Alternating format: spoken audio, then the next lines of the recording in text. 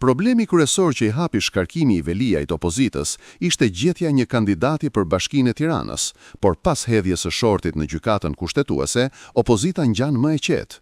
Me që çështjen e tij në gjykatën kushtetuese do ta relatoj gjyqtarja Sonila Bejtja, opozita ka në dorë së paku mekanizmin e kohës se kur do ta gjykojë. Ky është problem serioz pasi shkarkimi i gjeti në befasi dhe nuk gjejnë dot kandidat.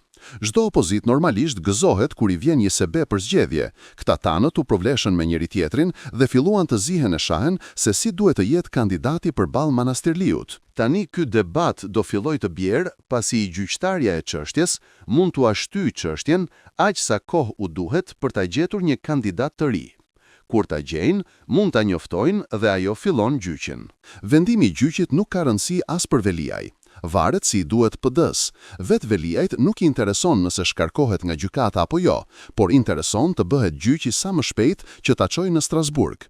Çfarëdo vendimi që të marrë gjykata, përveç vonesës në kohë, ai e ka në favor.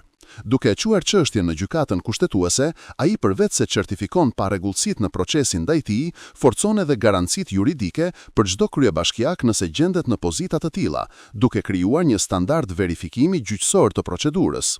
Veliaj nuk e ka problemin pse e shkarkoi PS, por pse është paraburgosur me akuza të montuara dhe akoma më keq pse janë inskenuar dëshmitar të rem edhe kundrejt pagezave nga politikanë dhe media të PD-s që do të turpërohen kur të bëhen publike.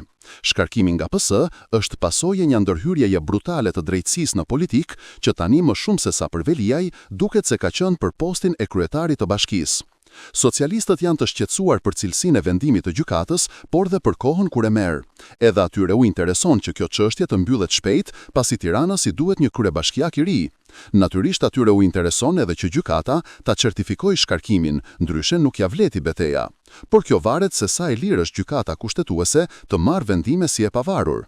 Ka pak gjasa që gjykata kushtetuese, siç ka dëshmuar në disa votime të fundit, të tregohet e pavarur nga SPAK. Vetëm nëse u iken frika me që po largohet Dumani.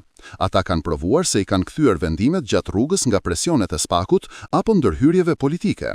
Ndaj dhe në këtë rast nuk do të jetë betejë për drejtësi, por betejë politike në gjykatë të lartë. Nëse PD nuk gjen dot kandidat dhe i hapen telashe nga zgjedhjet, mos u çudisni që të lënë në postin e kryetarit Veliajin. Nëse e kanë gjetur, mund ta shkarkojnë. Ose nëse kanë shpresë se mund ta gjejnë rrugës, mund ta shtyjnë dhe pak vendimin për nga pranvera.